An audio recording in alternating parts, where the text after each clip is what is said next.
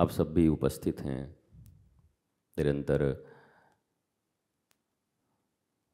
ब्रज का सेवन कर रहे हैं।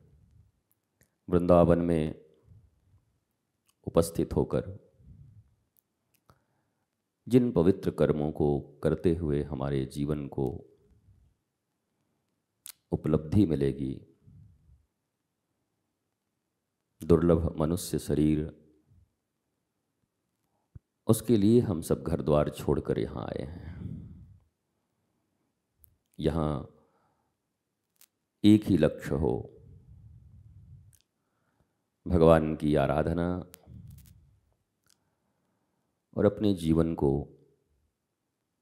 सत्यम शिवम सुंदरम के पथ पर ले जाना। इसके लिए प्रतिदिन सत्संग आपका परम सहयोगी है। मनुष्य जैसा सुनता है, देखता है, संगति करता है, वैसी उसकी जिंदगी बन जाती है। अजामिल बहुत अच्छे माता पिता के भक्त, पर संगति कुछ खराब हुई, कुछ क्षण के लिए कामासक्त हुए, वासना से ग्रस्त हुए और फिर महान दुर्जन बन गए। लुटेरे, लूटपाट और पशुओं की तरह जीवन उनका हो गया। फिर भगवान नाम का सहारा मिला, संतों के माध्यम से संत आए और संतों ने सत्संग के माध्यम से पुनः पुत्र का ऐसा नाम रख दिया कि काम बन गया। तो हम कितने भी अच्छे हों, इस बात का अभिमान, अहंकार नहीं होना चाहिए कि हम बुरे नहीं होंगे।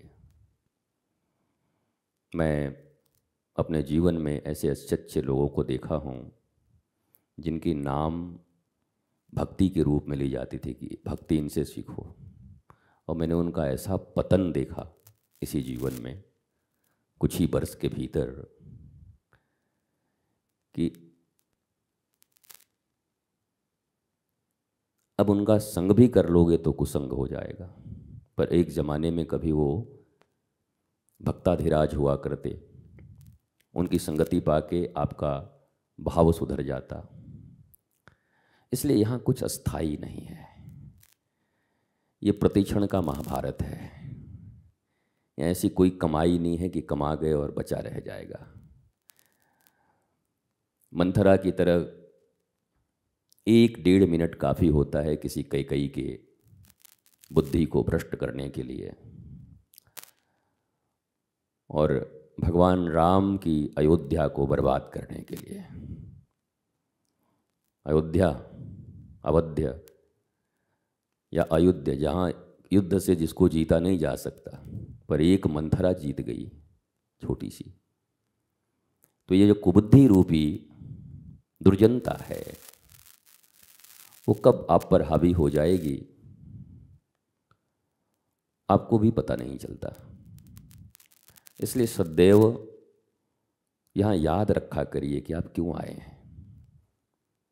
रिश्ते बनाने आए हैं, नाते बनाने आए हैं, धंधा करने आए हैं, क्या करने आए हैं। अगर आपको याद रहे कि मैं घर द्वार छोड़कर आया हूँ और मानव जीवन को सार्थक बनाना है,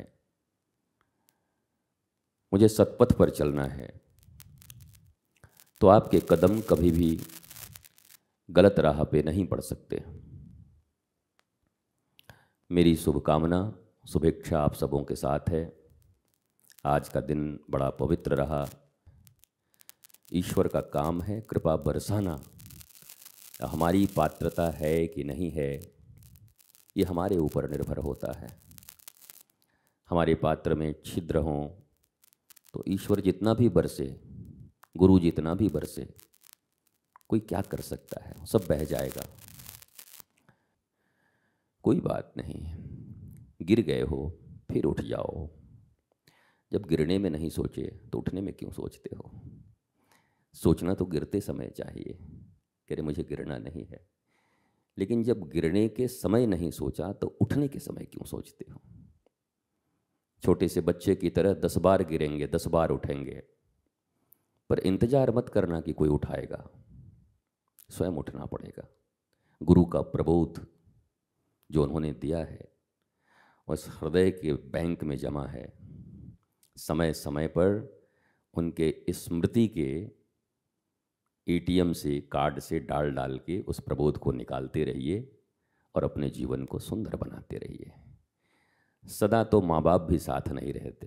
कितनों के माँ बाप साथ में हैं जो आपके हाथ पकड़ के आपको सिखा रहे हैं? अभी न माँ है आपके पास, न बाप है सामने। तो गुरु भी सदा नहीं रहते और न सदा किसी के ऊपर में शासन करते हैं, न किसी को सदा प्रबोध देते हैं। उनके दिए हुए प्रबोध को अपने हृदय में रखकर समय समय से स्मृति के माध्यम से अपने जीवन को सुंदर बनाना होता है। सशरीर मेरे भी गुरु नहीं हैं आज अभी, परंतु वो जीवंत प्रबोध के रूप में मेरे भीतर में है। मेरे एक क्षण, एक कदम इधर उधर होते ही वो खड़े होते मेरे भीतर में। उनकी एक एक वाणी प्रतिक्षण मेरे हृदय में गूंजती रहती है, प्रतिक्षण, हर समय। और यही प्रबोध है। पुनः आप सबसे यही निवेदन, गिरो पर उठो, फिर गिरो फिर उठो, फिर गिरो फिर उठो। न रूठो, न रूठने का मौका दो, क्योंकि ईश्वर किसी को मनाता नहीं है। ईश्वर ने आपको जन्म दे दिया मनुष्य के रूप में, यही बड़ी कृपा है। और गुरु ने प्रबोध दे दिया मनुष्य होने के बाद, पशु से मनुष्य बनाने की दिशा में आपको आगे बढ़ा दिया, यही बहुत है। इससे आगे कुछ नहीं हो सकता। इससे आगे जो भी करना है तुम्हें स्वयं करना है। प्रबोध से आगे बढ़ना है, निरंतर आगे बढ़ना है। याद रखो, एक भी ऐसे कर्म जो ईश्वर के अनुकूल नहीं हैं, गुरु के अनुकूल नहीं हैं, मानवता के अनुकूल नहीं हैं, वो तुम्हारे जमा किए हुए समस्त पुण्यों का क्षय कर देता है, खा जाता है। सुनो ना, वो फिल्म बनती है तो उसमें वो ना खून चूस लेता है, उसका नाम क्या है? तुम तो नए भी नहीं हो, तुम लोग पुराने भी नहीं हो। वैम्पायर, वैम्पायर बोलते उसको। रक्त शोषक, रक्त चूसक होता है। वैम्पायर फिल्म भी है। जोंक, और जोंक भी जैसे खून चूसता है, तो वो वैम्पायर है। तो याद रखिए इस बात को, कुबुद्धि ही वैम्पायर है जो आपके समस्त किए हुए पुण्य कर्मों को चूस लेगी, खत्म कर देगी। उसे वर्धित करते रहिए, पेड़ को हरा रखिए। दीमक लग गया है तो कोशिश करिए कि जैसे हम बचाते हैं दीमक लगे पेड़ों को, उसको, एक पीछे आम के पेड़ में दीमक लग गई थी जब मैं आया था 5-7 साल पहले, तो हमने बगल में पीपल लगवा दिया। हम कि जब तक ये गिरेगा, पक्का है अब ये गिरेगा, तब तक ये बड़ा हो जाएगा। और तुम सब देखते होगे कि जो सूखा है उसमें भी घंटी बंधी है और पीपल भी खूब बढ़िया होकर के लहलहा रहा है, आनंदम में आनंद हो रहा है उनका भी।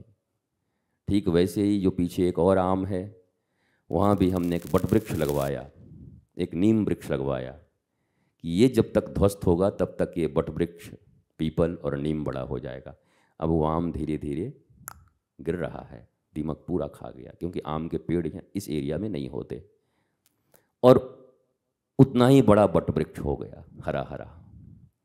देखो, दीमक तो तुम्हारे भीतर भी हैं और दीमक तुमको खाए जा रहा है। तुम अगर अग्रसोची नहीं होगे, अगर अपने भविष्य के लिए नहीं सोचोगे और अभी से वो बीजारोपण नहीं करोगे कि ये समाप्त होते होते एक नया अंकुरण प्रभु प्रेम का, बोध का, गुरु ज्ञान का हमारे भीतर में प्रस्फुटित हो, तो नष्ट हो जाओगे। इसलिए सदा लक्ष्य रखा करो आगे, और सत्संग और सत्संगियों का बीज, अंकुरण आपके आसपास होता रहे। जीवन की सर्वश्रेष्ठ उपलब्धि है किसी सत्संगी को प्राप्त कर लेना, किसी संत को प्राप्त कर लेना। और ऐसी ही संगति बनाए रखिए। मस्त रहिए, स्वस्थ रहिए, आनंदित रहिए।